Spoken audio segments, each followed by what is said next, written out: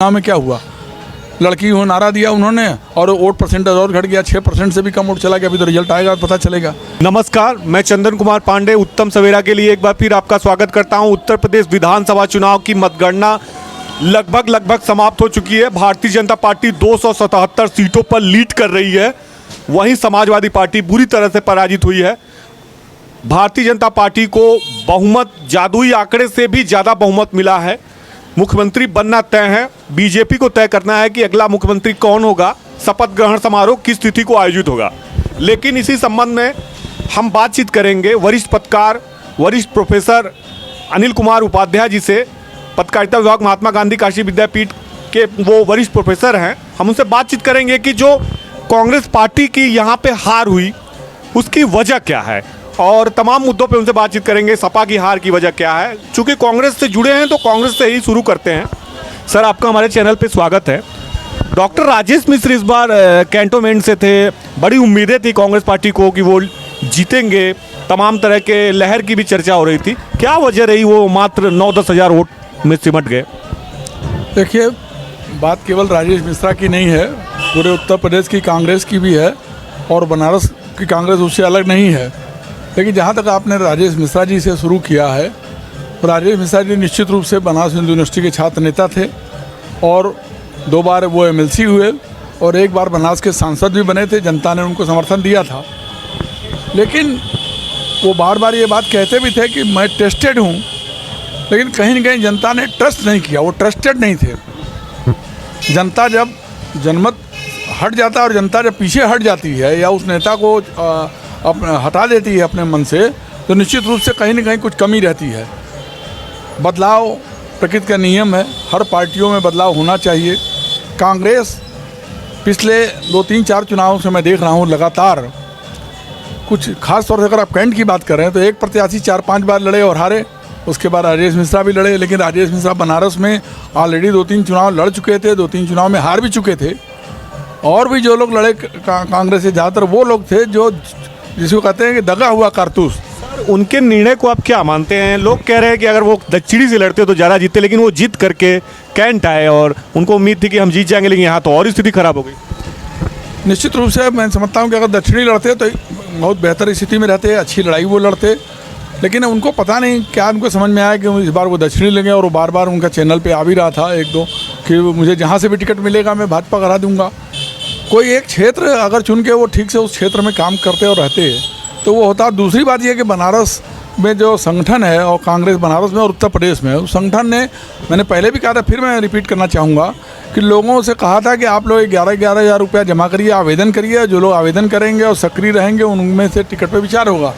और बनारस शहर में तीनों विधानसभा को मिलाकर लगभग 32 लोगों ने अप्लाई किया, लेकिन उन 32 में से किसी के टिकट पर विचार नहीं किया गया और सबको ओवरलुक करके एकाएक वो लोग जिन लोगों ने अप्लाई भी नहीं किया था उनको टिकट दे दिया गया। तो कहीं न कहीं से जो ज़मीनी कार्यकर्ता थे, जो ज़मीन से जुड़े हुए कार्यकर्ता थे, जो संगठन के प्रति निष्ठावान लोग काम कर रहे हैं, उनकी उपेक्षा हुई।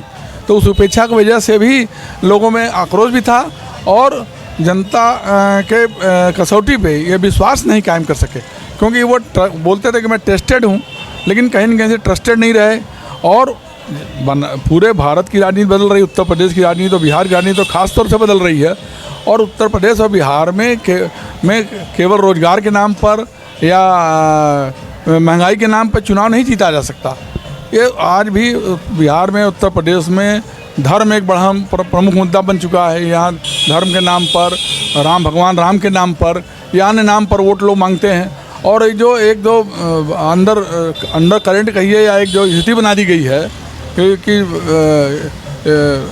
अगेंस्ट मुस्लिम पोलराइजेशन, मुस्लिम के खिलाफ पोलराइजेशन वाली छवि बना दी गई है। और जो लोग सेकुलर हैं उनको मान लिया गया कि वो जो राष्ट्रवादी नहीं है, राष्ट्रवादी वो। बीजेपी ने अपने कैंडिडेट बदले नहीं ज़्यादातर सीटों पे वाराणसी में, तो उसके खिलाफ एंटी इनकम्बेंसी भी थी, लेकिन उनके कैंडिडेट हारे नहीं।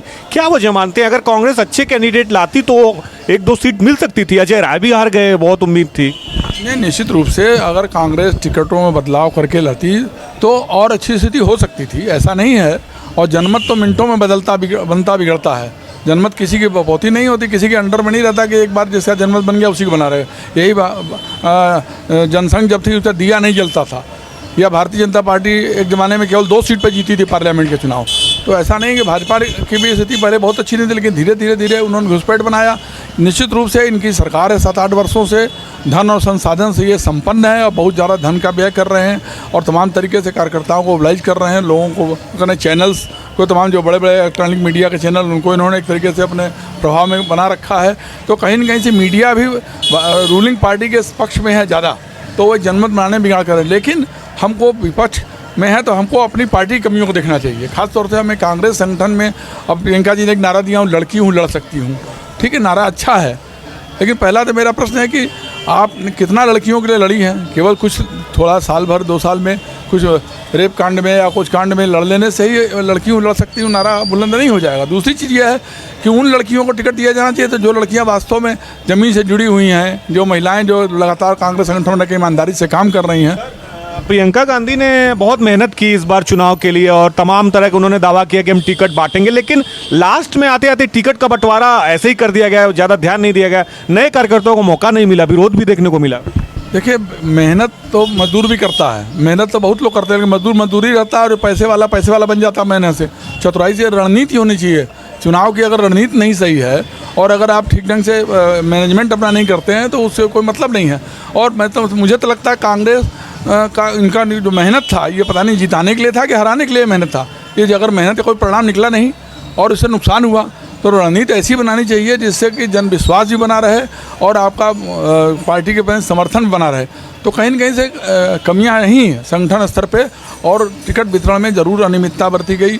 और टिकट वितरण मैंने पहले भी कहा था, ये बात उठाई थी, अब इसके बीच मैंने नहीं उठाया कि चुनाव चल रहा था, लेकिन टिकट वितरण में अनियमितता जरूर बैठी गई। जिन लोगों ने आवेदन किया था, जो निष्ठावान जमीन से जुड़े कार्यकर्ता थे, उनकी उपेक्षा हुई, जिसकी वजह से जनता पूरा समर्थन नहीं किया।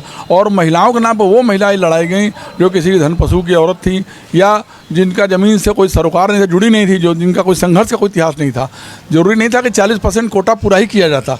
अगर अच्छे कैंडिडेट मिलते तो आप लड़ाती। बनारस शहर में खास तौर से दक्षिणी और कैंट, इन सब में तमाम बनारस के शहर कांग्रेस से जुड़े हुए, महानगर कांग्रेस से, जिला कांग्रेस से जुड़े हुए तमाम ऐसे लोग थे जिनको टिकट देना चाहिए था। वो जो ज़मीन से जुड़े हुए थे, 30-40 साल से काम कर रहे थे बनारस में, अगर उनको टिकट मिलता तो अच्छी स्थिति हो सकती थी और अच्छी लड़ाई भी हो सकती थी। बनारस तो कांग्रेस से गढ़ रहा है और पहले भी जो कैंडिडेट लड़े हैं चुनाव 75,000-80,000 तक वोट पाए हैं। इस बार इतना कम वोट पाने का मतलब है कि कहीं न कहीं से जनता ने उनको नकार दिया। अब देखिए, दक्षिणी में सपा का एक नया कैंडिडेट आया, लेकिन उसने लड़ाई लड़ी, उसे जन आक्रोश उसके खिलाफ था और लगभग बराबर की स्थिति। अभी तक रिजल्ट घोषित नहीं हुआ, अभी तक ऑफिशियली घोषणा नहीं हुई है, लेकिन 22-24 राउंड तक भी जो सपा कैंडिडेट है वो भाजपा कैंडिडेट चुनौती दे रहा है। तो कैंडिडेट की छवि बहुत महत्व रखती है और अच्छी छवि के ईमानदार और कर्मठ लोगों को टिकट दिया जाए तो निश्चित रूप से वो स्थिति अच्छी होगी। लेकिन अगर केवल कुछ कनफुकवा लोगों के माध्यम से या कुछ ऐसे लोगों से जो ऊपर बैठे हुए हैं अपने मन से अगर टिकट वितरण किया जाएगा तो मुझे लगता है परिणाम कभी अच्छे नहीं। कांग्रेस पार्टी को क्या विकल्प बच गया? वाराणसी में अजय राय और राजेश मिश्रा, यही लोग 2 लोग थे, लोकसभा भी लड़ते थे, विधानसभा भी, अब हारते जा रहे हैं लगातार। तो कांग्रेस को उम्मीद थी कि अगर इस विधानसभा चुनाव में हम बेहतर कुछ सीटें बढ़ा लेते हैं तो लोकसभा में हमें फायदा मिलेगा। ऐसा हुआ नहीं। कहाँ दिखते हैं सर 2024 में क्या स्थिति रहने वाली है कांग्रेस की? देखिए, अर्थशास्त्र में एक सिद्धांत है, खोटा सिक्का असली सिक्के को चलन से बाहर कर देता है। कुछ कांग्रेस में स्थिति कुछ इसी तरह की है। जो खोटे सिक्के थे वो असली सिक्कों को बाहर कर दिए हैं इस समय। और जब तक ईमानदार कर्मठ कार्यकर्ताओं को कांग्रेस में फिर से सम्मान नहीं दिया जाएगा, उनको उचित प्रतिनिधित्व नहीं दिया जाएगा और संगठन स्तर पे, जहाँ जिला शहर से लेकर प्रदेश स्तर पे संगठन में ओवरहालिंग नहीं की जाएगी, उसको ठीक नहीं किया जाएगा, तो मैं नहीं समझता हूँ कांग्रेस की स्थिति में सुधार होगा।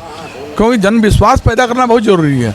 और केवल चुनाव आ जाए, 4-6 महीना लोग भाषण दे दें और घूम लें या नारा दे दें, नारा देने से या जुमला बोलने से चुनाव नहीं जीत सकता कोई। इसके लिए ज़रूरी है कि ठोस कार्यकर्ता जो आपके रहे हैं, ईमानदार कर्मठ कार्यकर्ता, ज़मीन से चाहे वो पुरुष हो चाहे महिला हो, सबको जब तक बुरा मौका नहीं दिया जाएगा, उचित सम्मान नहीं दिया जाएगा और अगर एक ही व्यक्ति को या कुछ खास लोगों को ही बार बार चुनाव लड़ाया जाएगा तो इसी तरह के परिणाम आएंगे। बदलाव ज़रूरी है और नए लोगों को मौका मिलना चाहिए, कर्मठ लोगों को मौका मिलना चाहिए। पुराने लोगों में भी जो पार्टी में 40-30 साल से हैं, उन लोगों ने इस बात को पार्टी फोरम में रखा, हाईकमान तक रखा इस बात को कि ये गलत होता है, बार बार टिकटों के बंटवारे में वहीं पुराने लोगों को लड़ा देती है पार्टी। नतीजा 9,000-10,000 वोट। 2 बार 3 बार मेरी मुलाकात प्रदेश अध्यक्ष अजय कुमार सिंह लल्लू से मेरी मुलाकात हुई, मेरे डेलीगेशन में कई लोग थे, हम लोगों ने भी ये बात कहा कि बदलाव करिए, नए लोगों को टिकट दीजिए, चाहे कैंट हो, उत्तरी हो, दक्षिणी हो, कैंट और वाराणसी के ज़िले के जो सीट हैं सब पे आप नए लोगों को मौका दीजिए। लेकिन अभी दे रही है नहीं? हाँ दे रही है, लेकिन कांग्रेस ने मेरी जानकारी के हिसाब से नए के नाम पर बस ऐसे लोगों को दे दिया। लड़कियों लड़ सकती हैं जो लड़की कभी लड़ी नहीं है, जो कभी जनता कभी चाही नहीं है, और ऐसे लोगों को व्यापारी परिवार के लोग जो केवल आ गए। और मुझे तो लगता है कुछ लोग केवल कांग्रेस में इसलिए टिकट लिए कि उनको पैसा मिल जाए, पैसा बचा लें। बहुत मुझे जो जानकारी है कैंट में भी और पिंडरा में भी 1-1 करोड़ रुपया पार्टी ने दिया, ऐसी चर्चा है।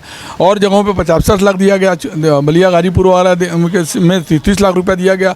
लेकिन ऐसे प्रत्याशी चुनाव लड़े जो 2-4 लाख 5 लाख खर्च किए, पैसा भी नहीं खर्च किया ऐसा पार्टी के लिए चुनाव में। बड़ा बयान दे रहे हैं कि लोग पार्टी का पैसा बचा लेंगे। बिल्कुल बचाते हैं, निश्चित रूप से। हमें तो लगता है कि अपना पैसा बचाने के लिए ही केवल जो है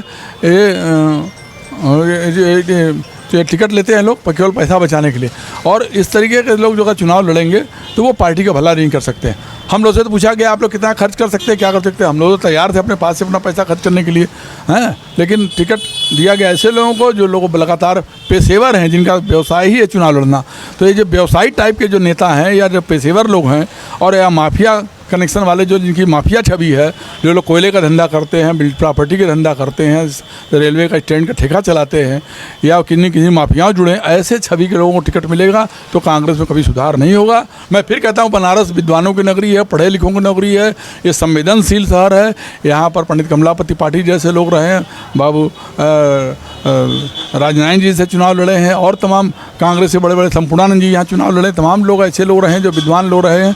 ऐसे नगर में अगर आप गंभीरता से और अच्छे लोगों को टिकट नहीं देंगे, अच्छे लोगों को चुनाव नहीं लड़ेंगे तो कांग्रेस की स्थिति में कुछ सुधार मुझे नहीं दिखाई देता। सर हमारा महत्वपूर्ण सवाल है, अब तो जो कांग्रेस की स्थिति आज हुई सो हुई, अभी 2 साल बाद जस्ट लोकसभा का चुनाव होना है 2024 का, उसमें अब तो न तो अजय राय लड़ पाएंगे न ही राजेश मिश्रा, क्योंकि बुरी तरह हार गए लोग, लगातार हार रहे हैं। तो नए चेहरे की बात हो रही है, आपका भी नाम आया हुआ था पिछले बार लोकसभा के लिए, चल रहा था तेजी से। तो क्या सर अब लोकसभा आपके हिसाब से प्रत्याशी की दिक्कत हो गई है, यहाँ पे क्या करना चाहिए, कैसे चयन होना चाहिए उसका, क्या मानते हैं आप? देखिए ये चिंता का विषय पहले तो हाईकमान को होना चाहिए। प्रियंका गांधी उत्तर प्रदेश के प्रभारी हैं और राहुल जी जो हैं युवा हैं, उपाध्यक्ष हैं और अध्यक्ष रह चुके हैं। सोनिया जी ऑल इंडिया कांग्रेस कमेटी के प्रेसिडेंट हैं।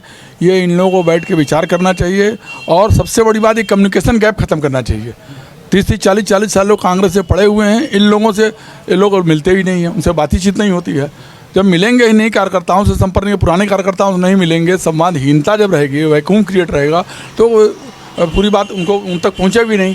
और मीडिएटर जो बीच में ऐसे लोग जगह दलाल टाइप के जो लोग लगे हैं, जो उन तक चाहते ही नहीं कि सही सूचना पहुँच सके। ये सूचना उन तक जानी चाहिए और प्रियंका जी को भी इसमें गंभीरता ध्यान देना चाहिए, राहुल गांधी को भी देखना चाहिए क्योंकि वो युवा हैं। सोनिया जी तो मान लीजिए लीडर हैं, सीनियर हैं सबसे, लेकिन उनकी उम्र हो चुकी है। खास तौर से इन लोगों को अगर कांग्रेस को मजबूत करना है तो ईमानदार और कर्मठ कार्यकर्ताओं को, चाहे बनारस हो, बलिया हो, गाजीपुर हो, बनारस पूर्वांचल हो या उत्तर प्रदेश का जो कोई भी ज़िले हों, अगर जब तक ज़मीन से जुड़े कर्मठ, ईमानदार और स्वच्छ छवि वाले, जिनकी छवि अच्छी हो, जिनकी माफिया इमेज न हो, हम देखें चुनाव हार जीत अपनी जगह है, अच्छे लोगों को टिकट देंगे तो निश्चित रूप से जनता कोई बेवकूफ़ नहीं है।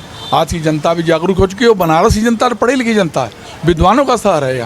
यहाँ आध्यात्मिक सिटी है। मैंने पहले बताया कि आध्यात्मिक सिटी विद्वानों का नगर है। इस नगर में कोई उल जलूल आदमी आके या किसी को बकलोल, अब एक इनका कार्यालय खुला कैंट के विधानसभा चुनाव लड़ते समय, तो एक प्रोफेसर उन्होंने कह दिया कि जो कैंट का विधायक है या जो प्रतिनिधि है वो बकलोल है। आप संकट मोचन मंदिर के महंत की बात कर रहे हैं मेरे ख्याल से। मैं किसी का नाम तो नहीं लूँगा कि संकट मोचन के महंत हैं या IT के प्रोफेसर है, लेकिन अगर बकलोल किसी को कहते हैं, मूर्ख कहते हैं, ये कहने का अधिकार किसी को नहीं है। ये भाषा बोल के अहंकार की भाषा कि अगर आप कैंट के कांग्रेस कैंडिडेट को वोट नहीं देंगे तो कोई एहसान नहीं करेंगे।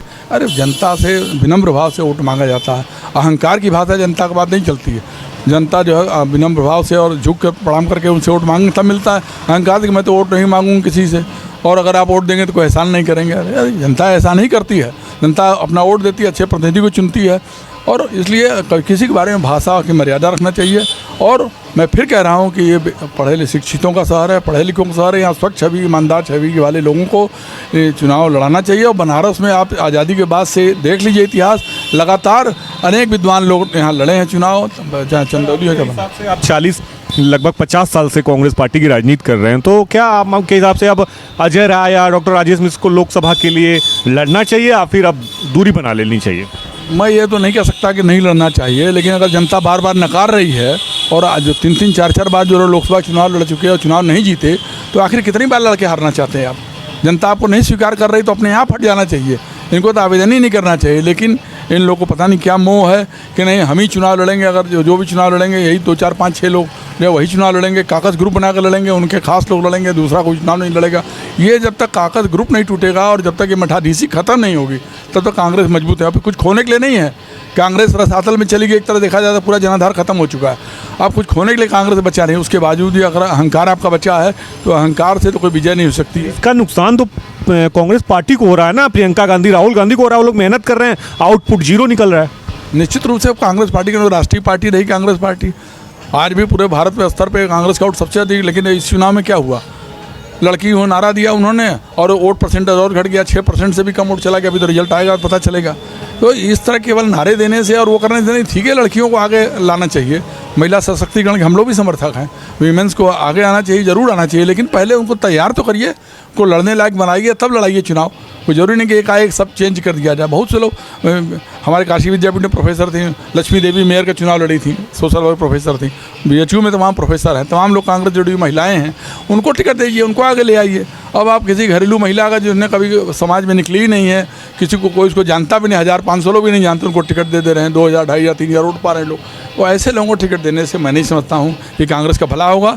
कांग्रेस में जागरूक अच्छी महिलाओं को भी ले आइए, पुरुषों को भी ले आइए, सबको ले आइए, हर जात हर वर्ग के लोगों को शामिल करिए, सदस्यता अभियान ईमानदारी से चलाइए, मिलिए, तब होगा। और जो लोग अप्लाई नहीं किए, अपने आप ऊपर से कूद पड़े, न राजेश मिश्रा ने टिकट अप्लाई किया था, न अजय राय ने अप्लाई किया था। मैंने पहले भी कहा था, फिर तो सर बड़ा दावा कर रहे थे कि हम बड़े नेता हैं। हम तो नेता तब माना जाएगा जब आप चुनाव जीतिए, लगातार चुनाव हार रहे हैं, किस बात के बड़े नेता हैं? अरे आप 4 बार चुनाव जीत गए, 5 बार जीत गए, इसका क्या मतलब है? खाली चुनाव जीतने से कोई बड़ा नेता नहीं होता। जन विश्वास बनाए रखिए, जनमत को बनाए रखिए, तब आप बड़े नेता बनेंगे। सबको मिलाकर, सबको संपर्क करके, सबको लेकर जब चले, सबको लेकर चलने वाला ही बड़ा नेता खाली अब कह देने से बड़ा नेता नहीं होता। तो परिणाम बताते हैं कि आप बड़े नेता हैं कि छोटे नेता हैं। तो जन विश्वास को कायम करना बहुत ज़रूरी है। जनमत को बनाए रखने के लिए कांग्रेस संगठन के ग्रास रूट लेवल पे लोगों को जोड़ने की ज़रूरत है, सबको सम्मान देने की ज़रूरत है। जब तक सबको और हाईकमान जो ऊपर बैठा है उसको लिए भी इसकी जिम्मेदारी बनती है, चाहे प्रियंका जी हों, चाहे राहुल जी हों, कि सब बनारस जिले लेवल के भी लोग जो पुराने कार्यकर्ता हैं, जो पुराने लोग हैं, काम 30-25 साल से काम कर रहे हैं, उन लोगों से डायरेक्ट संवाद करें और संवादहीनता ख़त्म करें। संवादहीनता जब खत्म होगी और उनको महत्व दिया जाएगा तो निश्चित रूप से कांग्रेस की स्थिति में सुधार होगा। सर हमारा आखिरी सवाल है, यदि कांग्रेस पार्टी आपको वाराणसी लोकसभा से 2 साल बाद अगर प्रत्याशी चुनती है तो क्या आप तैयार रहेंगे? क्योंकि अब तो मुझे नहीं लगता कि ये लोग लड़ पाएंगे और या कोई पुराना नेता लड़ पाएगा।